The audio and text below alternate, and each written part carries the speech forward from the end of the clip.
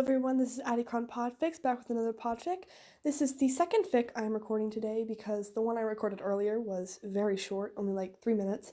So I'm doing this one, and this one is going to be a bit longer because the way that this is I'm gonna do this one, chapter 7, Puppeteer, and then chapter 8, Wouldn't You Like, and then chapter 9, A Taste of the Power, because I want chapter 8 and 9 to be together, but I don't want this one to be alone. And I might also do the one after that. So this will either be 3 or 4 chapters in one. So this will be I'll Be Home with Frayed Feathers, chapter 7, 8, and 9, if not also 10. This is on Ao3. It is by fictionforlife_NZ. You should really go check it out. I honestly think this is one of my favorite fics that I've ever read. And I really need to remember to keep saying that because I really mean it. Alright, let's get right into it. The ship was barely holding itself upright by the time the remaining crew had unloaded their meager supplies onto the shore. It needed desperate repairs if they had any chance of getting back on if they had any chance getting back out on the water and fleeing the wrath of the god waiting out there for them. Eurylochus had ushered him to a secluded spot, a little ways past where the men were depositing the baskets, pushing him down into the sand and telling him to rest. He didn't protest, but found he couldn't do much more than sit there and stare listlessly at the ripples of the water on the wet sand in front of him. The adrenaline of being in Poseidon's presence had worn off, but he didn't feel tired, just numb to everything. Even the cut on his cheek didn't sting anymore. He took 600 men to war, and not one of them died. Now, on their journey home, he had lost nearly the entire fleet. He'd blamed the Cyclops at first, but deep down he'd known that he was only now just willing to admit. It was all his fault. Selfish and prideful and vain. That's what he'd called Athena before she had left for good. But he was no better. He'd cost his men their lives. All he could do was make up, and he could never make up for that. The air smelled of wildflowers and sweet fruit. At least there was food to be found here and trees to repair the ship's hull with. It would take time, but they would manage. The last of their fleet would survive and find their way home. He longed to stand up and disappear into the forest for a few hours alone, hide himself away from all the sideways glances the crew kept throwing at him. All of his wings were stiff and sore, and he could feel some of the feathers had become damaged or broken from rubbing against his clothes. He needed to let them out so they could breathe and stretch. But when he tried to get his feet underneath him, he started trembling again and was forced to sit back down. He didn't feel it, though. He didn't feel it through his near catatonic state of mind, but his body had no strength left to move. "Captain," Eurylochus called, feet shuffling on the warm sand behind him. "I have something that I must confess. I need to get this off my chest now, or I feel I won't be able to get any sleep." A poor choice of words, given Odysseus had not had a chance to sleep in 9, nearing 10 days, and was still in no condition to even consider sleep now. He couldn't handle Eurylochus adding more weight to his shoulders. Not now. "Captain, Eurylochus, go make sure the silence is secure," he ordered softly, waving away the hand they placed on his shoulder. "But, Captain, there's only so much left we can endure, that I can endure right now. Whatever you have to say can wait some more, I'm sure of that." He made sure his voice was clipped when delivering that final sentence, ensuring that there was no room for argument. Eurylochus knew better than to push him when he still had the energy to move around. "Okay." He paid them no mind as he gathered 3 others and entered the forest, with them now gone from sight and the remainder of the crew following his example and flopping like lifeless dolls across the sand. He lay down. The sky was starting to darken into those warm oranges and pinks of the late afternoon as Helios pulled the sun down from the sky for another day. Still, he could not fall asleep. His body was alight with pins and needles, aches and pains. His mind was so scattered it felt like he was drifting through fog or wading through quicksand just to form a single coherent thought. Maybe when he had the strength to stand again, he could slip away for a bit, let his wings out, and find some place to sleep where he wouldn't be haunted by the screams and nightmares now joined by over 500 more voices. It couldn't have been longer than an hour or 2 before he was dragged out of his numbness by a person crashing loudly through the undergrowth and onto the beach. With some strength having returned to his limbs, Odysseus was able to stand and face them, but he did not expect what he saw. "Eurylochus, back so soon. Where are the others? And by the gods, what happened to you?" His brother was sweating and out of breath, having no doubt ran from some place far deeper in the island's center. He waved a hand and motioned for one of the men to bring him water, which they did briskly. He took the offered waterskin and drained it, while Odysseus watched on warily. His sore wings were starting to bristle up again, but like always, there was little he could do about them. The empty fog in his brain had subsided upon seeing his second-in-command so panicked, and his own mind was already running again. They'd just lost so many. He couldn't have lost another 3 so quickly. We came across a palace deep in the island's heart, Eurylochus eventually croaked, hanging his head. We heard a voice from inside. It didn't show any malice, and the others assumed it to be safe, but the power, it was near suffocating Odie. I seemed to be the only one that could feel it. We're gonna do a notification. What was hiding in the palace? He asked. Eurylochus had yet to meet his eyes, but upon asking one simple question, a thread was snapped. His fingers surged forward and pinned his shoulder in a white-knuckled grip, eyes stricken, yet voice steady and clear, like he was giving another war report. Sir, we faced so many foes and monsters from so many places, just trying to get home. We were able to resist them, but not this thing. I don't think anyone could. We were weak to a power like this. A Gorgon? Another god? What was it? A woman. What? She had us in just 2 words. The detail in which Eurylochus was able to describe the encounter was enough to leave him near terrified. A witch, casting spells on food and beverage, offered to any guest unlucky enough to enter her lair, serving them the carcasses of those turned into pigs long before their arrival. And his men, another 3 soldiers, dragged to an unsuspecting fate, reduced to squealing swines awaiting slaughter. They'd survived the war, the Cyclops, and Poseidon himself, and now they were intended to be used as food for the island's twisted ruler. We have to go save them, he started, but Eurylochus grabbed him by the arm before he could storm past and prepare himself. No, we don't! Captain, look at us. We've lost so many and learned so much, but the cost has not been worth what we earned. We need to think of the men we have left before we lose them too. Let's just cut our losses, you and I, and let's run. We can find another island. Surely our ship can make it. He pried away his comrade's arms and stepped back, ever so slightly closer to the forest that hid a witch who had claimed 3 more of his men. He didn't see what Odysseus clearly did. She had let Eurylochus escape to lure the rest of them to her. She had known they arrived on her island, and she intended to ensnare them all. He couldn't let that happen, but he couldn't leave anyone else behind. Of course I'd like to leave now. Of course I'd like to run, but I can hardly sleep now after all we've gone through. I can't abandon them. There's no length I wouldn't go if it was you I had to save. I can only hope you do the same. He made it 5 steps in the undergrowth before he heard Eurylochus chasing after him, warning and pleas still tumbling from his lips. I can still hear her in my head. What if she can't be killed? Will you leave then? I don't know. She's a clever witch, Captain. It's a game of wits, and you can barely stand. You don't have to play her game. I have to try, he insisted, batting away their hands as they tried to wrestle him back and force him to rest. A small traitor's part of his brain whispered that it would be easier to give in and let Eurylochus take charge.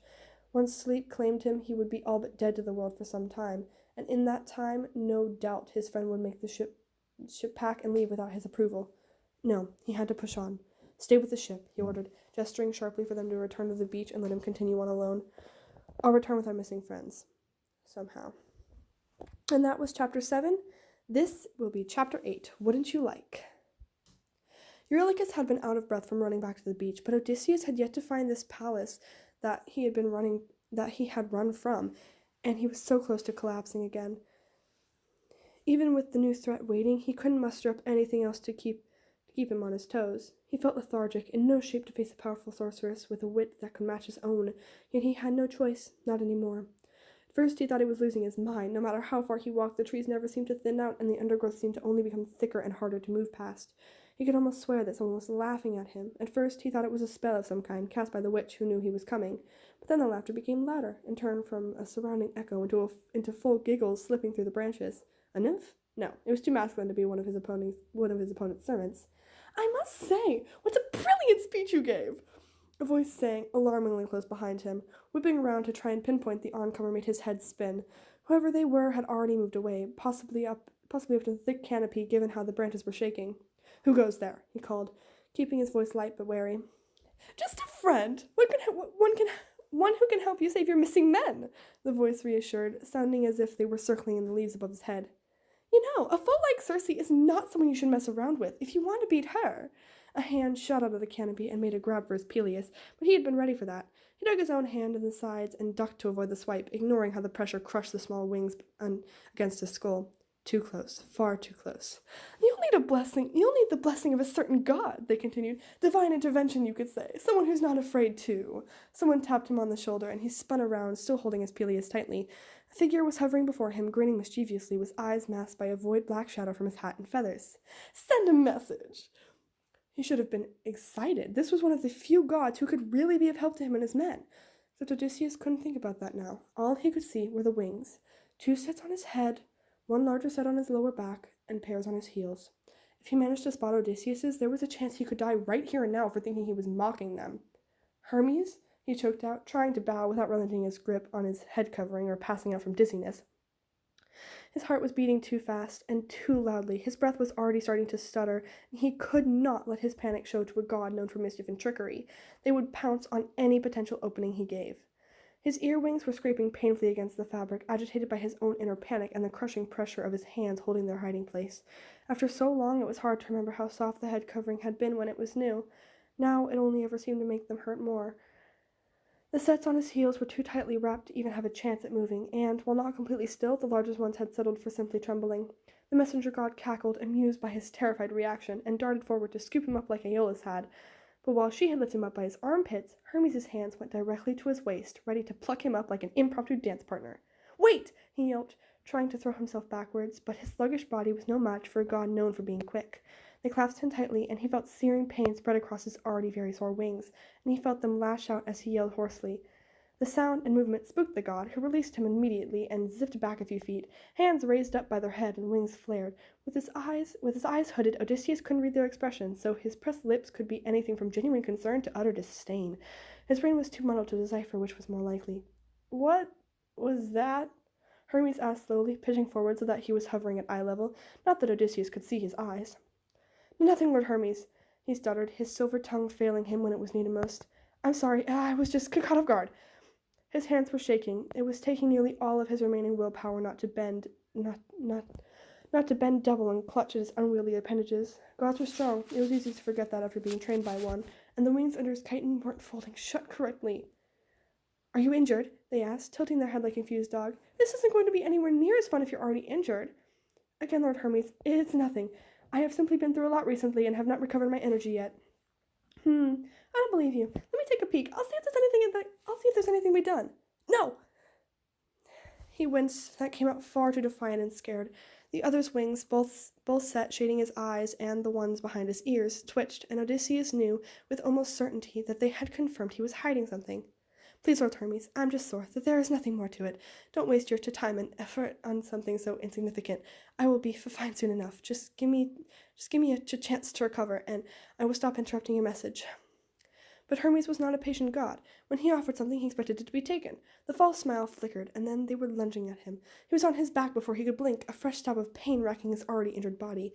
Odysseus shouted, trying and failing in his exhausted state to push them off from where he had landed on the rough ground. The messenger god kept one hand planted firmly on his shoulder, and with a wave of his hand summoned a small dagger in the other. Calm down, they said, ignoring his pleas and weak attempts to twist away. "I'm just going to cut the cloth a little so I can see what I'm dealing with. I'm not the best at healing, nor am I known for it, but I do have something I wanted to give you, and it may just—" The dagger made 2 long slices down each side of his chitin. Lightning fast, uncontrollable, the largest set of wings burst forth from the openings, flapping pathetically for the messenger god to see. Out of the corner of his now very teary eyes, Odysseus could see how mangled they were from being tossed about his own ship. The blade that had set them free dropped with a small thump on the ground he laid upon as its wielder flung themselves backwards with their own wings bristling out to twice their normal size. Of all the things he could have expected from the god, it certainly wasn't horrified screaming. "By my family's name!" Hermes shrieked, floating a far distance away, now with his hands hovering near his mouth, as if he couldn't decide whether to press them over top in terror or move them. "How did you— No, actually, not important right now. What happened?" Odysseus couldn't answer. He dropped his head against the soil as a sob tore its way out of his throat, and tears began to stain his cheeks. His secret was going to kill him. Nearly all of the deities he'd encountered had discovered them, and he wasn't sure how much longer he would be spared from their wrath. He didn't understand Hermes' reaction, but he wanted to hide away all the same. No, darling, stop crying. No tears. You need to tell me what happened so I can fix this." Those same hands that had caused his wings to start moving were now cupping his face, thumbs carefully brushing away the tears. Even up close, the god's eyes were still masked in a void of shadows. His mind was so addled with pain and panic that he couldn't even try to read their expression. "Shit, okay, just calm down, try to breathe. You need to stop them from flailing like that. Oh dear, let me get you off the ground first and find something a bit softer to lie on, okay?" He whimpered out an incoherent protest as the god lifted him up and held him against their chests, taking care to support his lower back, where his wings still fluttered. They were only taller than him by a small margin, and with a much more wiry physique, but he held Odysseus as if he weighed nothing. Maybe Athena was right. He had gone soft. Here he was in the presence of a god who had come to offer some form of aid, and all he could do was cry like a small child. Even 9 days without sleep he should know to show respect, but everything was starting to hurt again so badly. It wasn't long before Hermes deposited him on a strangely thick pile of moss and flowers, likely conjured up given how soft it felt. He tried to roll onto his side and curl up, but a hand on his shoulder kept him from doing so. No, stay like this, friend, or you'll damage them further. I'd like you to lay on your stomach, but at this point I don't think it would help. Titans, they should not be bending that way. There's so many breaks and dead feathers. How are they still moving? Sweat was soaking his forehead and hair, making his ear wings twitch from the clammy feeling. His Peleus had slipped far enough up that the movement left the edges of the feathers peeking out from under the fabric, and Hermes caught sight of them immediately. Shit, okay, I'm taking that off, they declared, tucking the head covering away to reveal another set. These ones don't look as bad, at least, but darling, they are terribly dirty. Are there any more I should know about? There are more at my heels, Lord Hermes, he answered truthfully, for there was no point trying to lie now. I'm sorry, please forgive me. I never wished to make you bear witness to this mockery of your own divine form. I never wanted them. Please spare me. Shh, they ordered sharply, pressing a finger to his lips while the other hand worked at removing his sandals and the wrapping around his feet. I don't particularly care at the moment how you got these wings. What matters is how I'm going to deal with them. They're so broken, I'm not sure if they can be saved. They can be removed, he blurted. Ever since I was a young boy, I've had them carved off. They grow back within half a year. I cannot get them to stop growing in. I'm sorry. If you wish, you can just cut them off. Just please don't touch the ones behind my ears, for I fear taking them off might kill me. Yet another unexpected reaction from the god. Gagging. Was the thought of slicing off wings, even ones that were clearly some curse meant to mock the divine, that sickening to him? You cut them off, they choked out, sounding like they were struggling to breathe, unsure how to respond, and terrified that his words might anger yet another god. He just nodded and tried not to stare. Maybe if he did, he might survive and make it home to his family. Hermes patted himself lightly on the cheeks, as if steeling himself up, and summoned a different blade. This one was longer and had a slight curve to it, a more efficient one to use rather than the dagger he had wielded earlier. Right, okay, this is fine, this is all going to be fine. I'm going to put you to sleep and get these off, and then we'll take more when you wake up. You won't feel a thing, promise. Against his own mind screaming at him to be compliant, Odysseus still found himself trying to move away from the hand reached towards him, but his limbs no longer wanted to obey, and the best he could do was tilt his head back with a choked sound of terror. They tapped him between the eyes with one finger, and they slipped shut immediately. His heartbeat slowed rapidly until it rested at a normal, steady beat. He didn't even have a chance to dread what might possibly be waiting for him when he woke. The darkness claimed him in an instant, and he knew no more. And that was chapter 8. Now I will be going to chapter 9, A Taste of the Power. He was still laying on the moss and flowers when he woke again, and the aches that had plagued him were almost completely gone. He still felt tired, terribly so, but the brief moment of rest while the god had dealt with his wings had brought his mind mostly back into focus. They must have gone through with it, because there was fresher pain on his lower back and feet.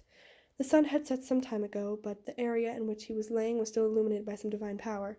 Hermes was floating amongst the branches of the trees above his makeshift bed, holding something that had been wrapped in a square of white cloth and inspecting it with a frown. He only realized it was one of his wings from the stain of blood on one side. He winced as he sat up, ready to thank the god for being merciful, and froze with the feeling of feathers unfurling from his sides. I sped up the regrowth to make sure the new ones came through all right, Hermes said, floating down and setting the wrapped appendages atop of the 3 other cloth bundles. These ones look a lot healthier, but they're still rather small. What? Easy, friend, they warned gently before he could question them. You need to stay calm. I don't want you panicking again now that those ones have finished growing in. I can't do anything for the ones behind your ears, but I can make sure all the others finish forming properly. I don't understand. You've been cutting them off since you were a child, the god interrupted, staring him dead in the eyes from beneath the ever-present shadow. That's what you told me before, and I can see from all the scarring anyway. Do you have any idea how damaging that's been to your body as a whole? He wasn't sure how to answer. The scarring was bad, he knew, and had accepted that a long time ago. Considering some of the other scars he had gotten in the war, those ones were at least hideable, even if the marks got more prominent with every set that was removed. And as for the blood loss, with the exception of the wings behind his ears, it had never been life-threatening. But it didn't feel like that was what the god was referring to. No. Here. Stretch one of those new ones out on your back and see as far as it can go. Hermes ordered, sitting cross-legged in front of him with his own wings folded forward so that they rested across his lap. Not wanting to provoke him, Odysseus complied, wincing as the new muscles were forced to their limit so shortly after growing in. The messenger god must have cleaned all the blood off before he awoke, as the only evidence left of the process were the red stains on the sides of his chiton. The feathers gleamed back at him in the divine conjured light, warm brown fading into a darker shade near the edges, just before the blood-red tips with the glowing white underside, not a single feather out of place or with frayed edges. From the base to the ends of the primary feathers, it was nearly the length of his arm. Hermes did not seem pleased by this. "They should be bigger," he muttered, stretching out his own wing for comparison. In the panic of meeting Hermes, Odysseus hadn't really registered that the god's wings had looked like, too focused on the fact that they had wings and could therefore be angered by his own. They were longer and a pure white like every other set that adorned his body, save for the small flecks of brown scattered along the backs. "Tell me now, darling, what are the names of your parents?" "They are Teason and Clea, Lord Hermes," he answered, flinching as the god's primary feathers brushed against his own as he folded them up. "None of us know why I grew them. If it was some sort of punishment from the gods, all we can do is beg forgiveness, for we do not know what could have been done to anger your family." Anaclea, Anaclea, the god mused, rolling his mother's name on his tongue as if it were a puzzle piece. "Where have I heard that name? Aha! That's where! She was one of my son's children." "What?" "Yep, I never really got around to seeing what my son's family was like, but I knew he had children at some point. I must say, things are starting to make a lot more sense now. I guess that's my own fault for not keeping track of my bloodline." "What?"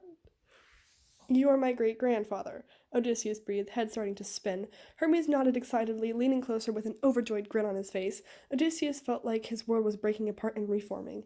Him, the great-grandson of an Olympian god. "I was a little confused at first since yours looks so similar to mine, but that all makes sense now. You have my wings! I didn't think I'd ever see the day. My son certainly never grew any. I have no clue where the red's coming from, but it does suit you very well, darling. It's like a little pop of color." "You're my great-grandfather."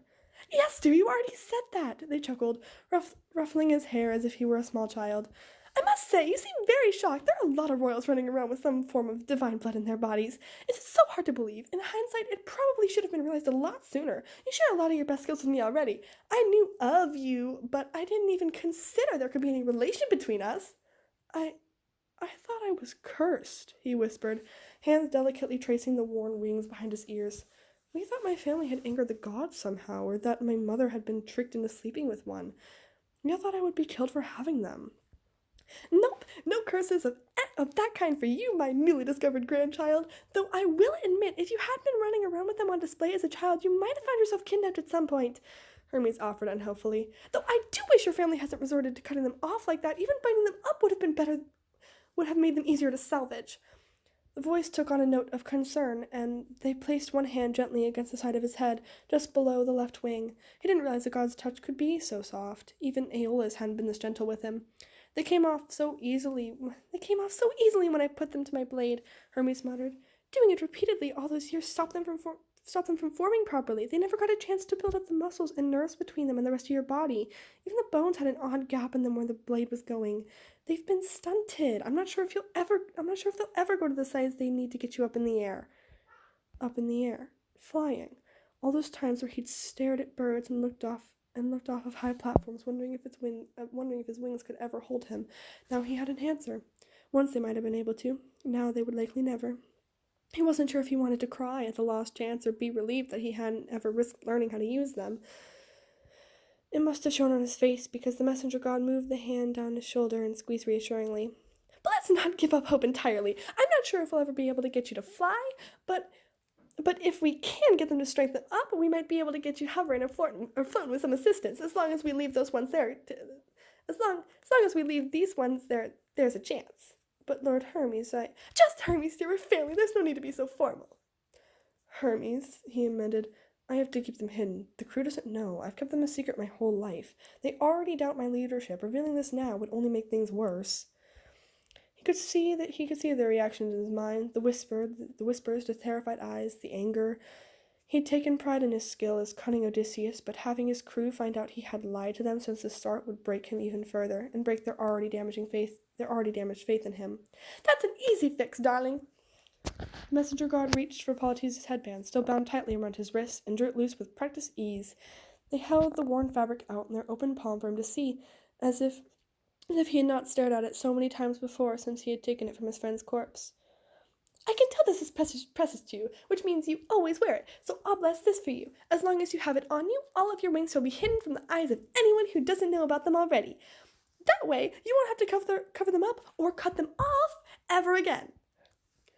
That sounded perfect, almost too good to be true. But it was true. He was certain of that. Hermes had done a lot for him already. It couldn't hurt to trust him, even if only partially. Thank you. Don't thank me yet. I still have what I came here to give you originally, they giggled.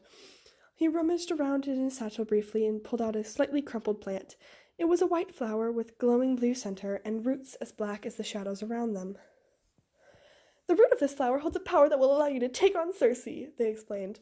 It'll nullify any spell she may try to cast on you. Once digested, it will give you the ability to manifest a being of your own creation to fight hers. But mind you, once such an action has been performed, the power will die unless you can obtain more. And even with your newly discovered divine blood, I'm not sure it would be safe to give you more than a singular plant. I'd also suggest eating it all in one go. I've heard the roots taste terrible, but the flower helps keep it down. What's it called?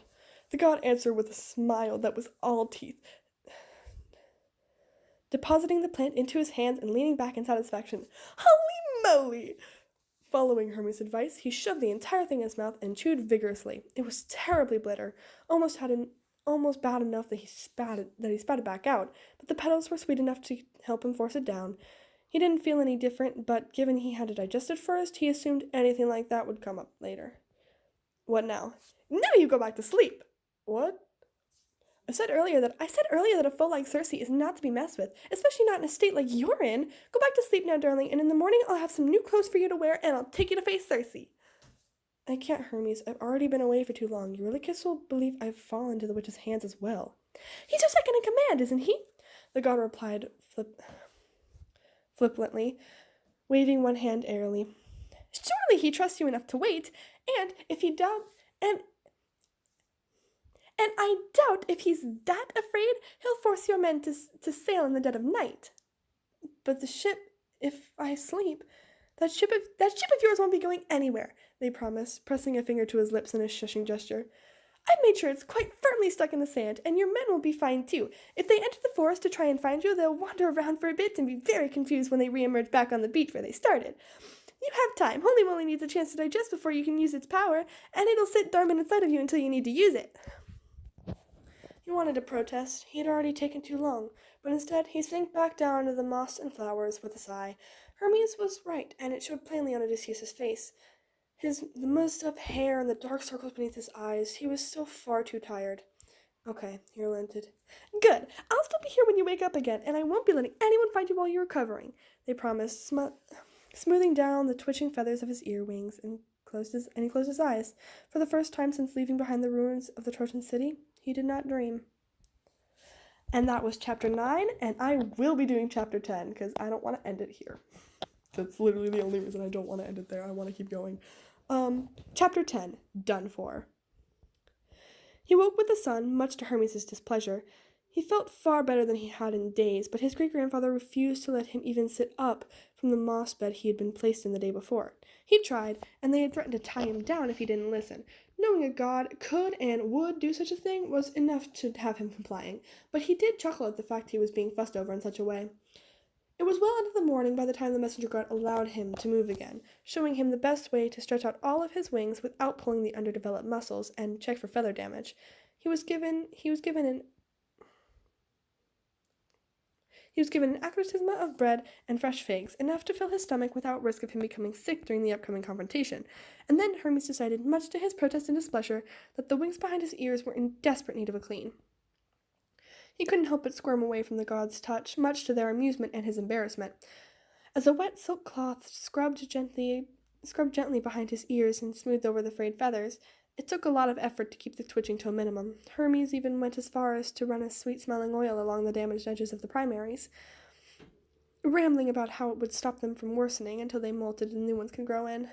That was also something they described in unnecessary detail, how at some point he was going to be abjectly miserable and uncomfortable until all his feathers shed and new ones grew in to replace them. He'd had periods before where he lost a lot of the ones on his head, but the fact that at some point the other sets would have to go through the same thing left him dreading. Of course, I've never had to deal with it being a god and all that, Hermes boasted. But since you are mortal, it'll likely happen once your life stops being so hectic and your wings are fully formed, especially now that you're no longer going to cut them off. Once that was done, the messenger god eagerly shoved a bundle of soft, clean fabric into his rough hands, told him to change into his new chiton. It had been made for him while he was asleep, a soft gray, just short of being white, with 2 golden clasps sitting just below his shoulders. The sides were open down to the bottom of his waist, allowing his wings to stretch out and fold comfortably at his hips, without being pressed down by the fabric. He donned it gratefully with his old cloak and sandals. The soles were paired but otherwise the same, but when he reached for Polites' headband, which Hermes was still holding on to, his hand was swatted away. Not yet, darling, Hermes tutted, waving one finger in the teasing motion. I'm not done blessing it yet. You can have it back after you've dealt with Circe. She won't care about your wings. I dare say it may even help you. And, as you know, I'll be watching. But I can't step in. I'm only allowed to go so far with divine intervention. Now, off you pop, and don't you dare die. I'll follow along shortly. Following the direction the god had pointed in, and no longer being turned around by their tricks, he found the palace ground rather quickly, slightly worn and damaged from the years, with creeping vines and plants rioting over the walls and pillars, but otherwise very grand. The entrance was unguarded, and as he crested the steps, he could see the sorceress waiting for him in the main hall, her back to him as she tended to the flowers growing inside. Lady of the palace, he called, voice masked with confidence. Sorry that I must intrude upon your domain to ask this, and I do hope I've been misinformed. Yesterday I sent out some scouts to take a look around the area, and I was told they wound up at your door. Through our years we've seldom received a warm welcome from anyone, so I'm afraid I must ask to be sure. Did you do something to them? Who, me? She sang, still not looking at him. All I did was reveal their true forms. And wasn't that just a statement all on its own? You turned them into pigs, he pointed out, feigning ignorance. Circe stilled, once let her hand just short of twisting the stalk of a flower and ripping. She barked out a single venomous laugh and wheeled to face him. The divine power that layered the air became near suffocating, and all of Odysseus's wings flared out defiantly in response. The witch's yellow eyes were drawn to their movement, a flash of surprise lighting up her features. He wasn't sure if she knew exactly what they meant, but it was clearly not what she'd been expecting to see. Regardless, her words did not falter as she spoke. I don't know who you are or why you're here, but I will make this very clear for you. I have nymphs who depend on me to protect them. I will not take any chances with beasts like you around. She spat, palms outturned and glowing gold. So you best behave. If you make so much as one wrong move, anything I do not approve of, you will be done for. All it takes is one spell, and you will be as powerless as your men. So take what small mercy I offer you and leave. Run back to your ship and do not return here. There was blood rushing in his ears. The unseen forces surging around them would make a lesser man cower, but he was a king, and he had people to protect as well, so he tilted his head forward, forcing a chuckle. I don't mean to tip your scale, lady, but if you were to try, no spells can be placed upon me. Last night I consumed a flower, one that matches your power. Perhaps you are the one who should flee. Her slender fingers twitched. Hesitance. Exactly what he'd wanted. This wasn't a fight she could win, not easily at least, and he would not be scared off either. She would have to face him on even ground. You're lying! Mortals cannot acquire Moly without dire consequences, she snapped. Then I must be a god like yourself, he proclaimed with a wicked smile, placing one hand proudly against his chest in show. Because I pulled that root from the ground with my bare hands. Hermes gave it to you, didn't he? He could hear said god smother his laughter from one of the windows, and Odysseus fought against the urge to look. It had been a risky, unstable lie to begin with, but a worthwhile one to get her agitated. After all, a normal man wouldn't go drawing a sword on a witch while also sporting numerous sets of wings. Indeed he did. Seems you called my bluff, he admitted, lifting the sword up and tilting it down. But regardless of how I got to the root, the outcome is still the same. You and I are evenly matched, and I'm not leaving here without my men. They are mine to protect. What do you say? Rage flared in her eyes, sparking them a gold much brighter than what they had already been. She raised both hands, calling her power. I say you've just made your one wrong move.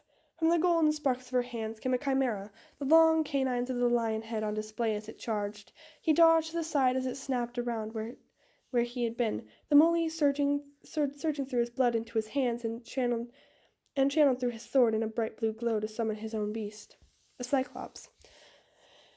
It was time his nightmares served some use. The battle became a blur from that point, the monsters clawing and slamming against each other in a bid to overcome the other power. Moly against the long perfected smell, with the wielders dancing around the edges of the fray. Neither of them dared to try to rush or run from the other. It was a game of focus and footwork now. An opening to strike was needed, but until that chance, distance needed to be maintained. The chimera roared as one of the Cyclops' clawed hands managed to sink into its chest, dragging the three-headed creature forward and slamming it against the polished stone flooring. An opening. He darted out at the same time the Cyclops' club came down on the snake head on the tail. He swung the blade up as the club crashed the thick skull of the goat. He forced the blade against Circe's neck when the lion's skull was bashed in. The two monsters faded into wisps, leaving only the two of them. "You've lost," he declared, features twisting in a snarl, the charming, confident facade gone. He made sure the flat side was pressed against her neck rather than the edge, a warning and a declaration. He had bested her, but he would be a fair victor. All he wanted was his men and a chance to fix their ship. Then they would be gone and never return, just like she wanted. "Maybe, but this changes nothing," she replied, her voice softer this time. "My nymphs are like my own daughters. I protect them at all costs. Last time I let strangers like you live, we faced a heavy loss, and I bear the guilt of not being able to save those who were taken. You will have not given me a reason to trust you or your men." The wings behind his ears twitched, and it was hard not to let any sympathy show on his features as she eyed him up, as it was a plea, in some way, for him to understand her actions. He hated himself for relating to it, how many men he'd lost because he wasn't strong enough. "But perhaps there is a way you can," she added, voice sweeter than it had sounded when she first spoke. "After all, everyone's true colors are revealed in acts of lust." "I'm not sure I follow." Alright, and that was chapter 7, 8, 9, and 10 of I'll Be Home with Frayed Feathers. I hope you all enjoyed this extra long episode after the super short one I posted earlier. And I hope you all have a nice night or day wherever you are. And I highly recommend this fic to anybody who's listening to this, because it is legitimately one of the best things I've ever read. And specifically, chapters 8 and 9. I love them because of Hermes, entirely because of Hermes. I also hope you guys enjoyed the laughter that I, the voice I did for Hermes. Because that's always how I imagine him, as kind of childish. And I honestly really liked, I enjoyed the voice. Anyway, I'm just rambling now, so I will see you all next week. I hope everybody enjoyed, and bye!